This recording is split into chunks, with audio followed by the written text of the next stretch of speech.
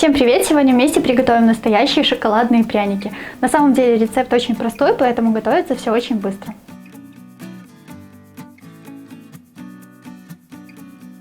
Настоящие пряники готовятся на заварной основе, поэтому в первую очередь нужно нагреть молоко до горячего состояния. В глубокой миске смешиваем 100 грамм муки и сахар и хорошо перемешиваем венчиком. До кипения молоко доводить не обязательно, оно просто должно быть горячим. Вот как только пошел пар, можно снимать с огня. Вливаем горячее молоко в смесь муки и сахара и хорошо перемешиваем венчиком, чтобы не было комочков. И теперь оставляем эту массу остыть до комнатной температуры. Если спешите, можете поставить в другую емкость с холодной водой. Благодаря такой заварной смеси пряники дольше остаются свежими и не черствеют. И вообще они очень хорошо хранятся в герметичной упаковке при комнатной температуре. Поэтому сразу можно готовить побольше и, например, угостить знакомых, либо просто самим кушать. Заварная основа остыла до комнатной температуры. Сейчас добавляем растительное масло без запаха, хорошую щепотку соли. Отделяем один желток. Желток вообще можно не использовать. Я просто буду делать глазурь на белках, поэтому использую одно яйцо. И чтобы не пропадал желток, я добавляю его в тесто. Но и без желтка все прекрасно получится, так что если не хотите, можете не добавлять. Слегка перемешиваем. Добавляем какао, разрыхлитель и маленькую щепотку соды. И хорошо перемешиваем до однородности. Количество какао-порошка, конечно же, регулируйте на свое усмотрение. Можете взять побольше, можете поменьше. Мне нравится, когда они такие насыщенно шоколадные, поэтому я добавляю 50 грамм. Можно взять поменьше и заменить это количество какао на муку.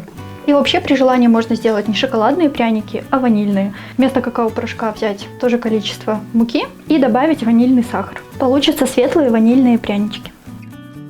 Сейчас частями подсеиваем муку и замешиваем липкое тесто. Мука попадается разной, поэтому ее количество может слегка отличаться. Тесто должно получиться липким. Сначала я перемешиваю венчиком, когда уже мешать неудобно, перемешиваю лопаткой либо ложкой. Руками вымешивать его не рекомендую, потому что очень сильно будет прилипать к рукам. У меня на этом этапе уходит примерно 250 грамм муки. Когда тесто уже почти готово, можно включать разогреваться духовку на 180 градусов. Такое тесто не нужно оставлять на какое-то время, можно сразу выпекать пряники. Вот, примерно такая консистенция должна получиться. Тесто такое достаточно вязкое и липкое, но при этом оно хорошо держит форму, не расплывается. Больше муки добавлять не нужно. В сито я насыпала буквально 1 столовую ложку муки на подпыл. Сейчас можно слегка подпылить тесто сверху, чтобы было удобнее работать. Теперь припыляем немного рабочую поверхность и перекладываем кусочек теста. Чтобы не перелипало, сразу его слегка обваливаем в муке и скалкой раскатываем до толщины примерно 8 мм. Ну, конечно же, это на свое усмотрение, можете сделать их более пухленькими, более тоненькими, как вам нравится. Тесто сейчас очень такое приятное, раскатывается очень легко. Я беру вырубку диаметром 5 см и перекладываем на противень на расстоянии друг от друга. Если прилипает, подпыляйте немного мукой.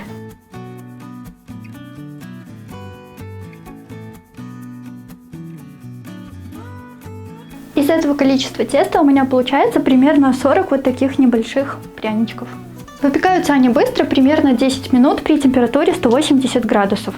Главное, не передерживайте их, потому что они пекутся на самом деле очень быстро. Проверить готовность можно, как всегда, деревянной палочкой. Но, конечно же, это будет зависеть от их размера. Если они будут побольше, то печься они будут тоже чуть-чуть дольше. Я подготовила 2 противня и буду выпекать их по очереди.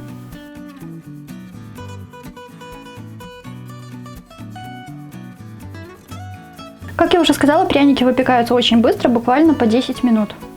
Зубочистка сухая, значит все готово. Вот эти пряники у меня только с духовки, они еще такие слегка мягенькие. А вот эти пряники уже чуть-чуть застыли, они выпекались первыми. И уже вот слышно, что они такие сверху тверденькие стали.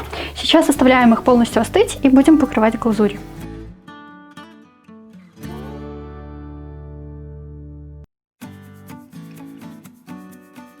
Прянички хорошо остыли, и сейчас их можно покрыть глазурью.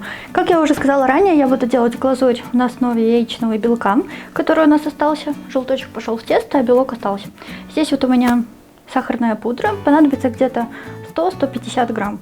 Я беру около 120, при необходимости еще добавлю, так как яйцо было не очень большим. Добавляем в пудру белок И хорошо перемешиваем венчиком до однородности. Чтобы было быстрее, можете воспользоваться миксером.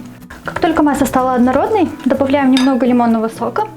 Это нужно для того, чтобы глазурь оставалась белой. Ну и плюс небольшая кислинка будет. Понадобится буквально вот 1 чайная ложка, можно 2.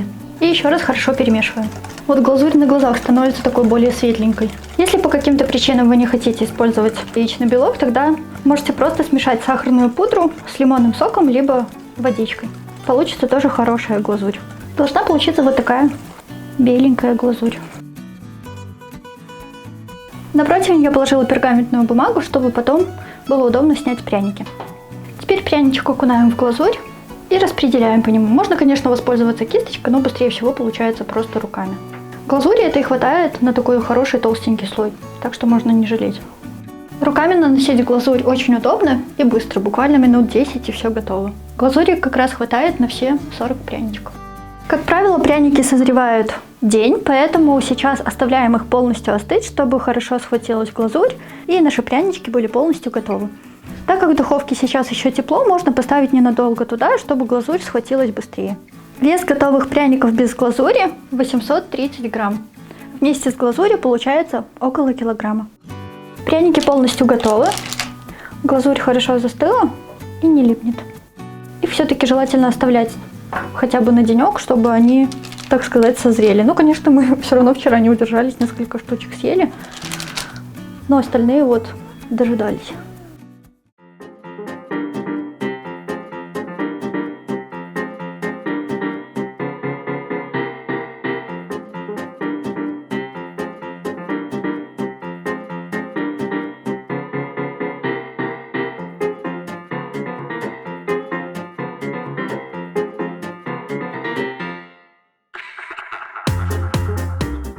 Вот такие получаются прянички. Очень такие мягенькие и нежные.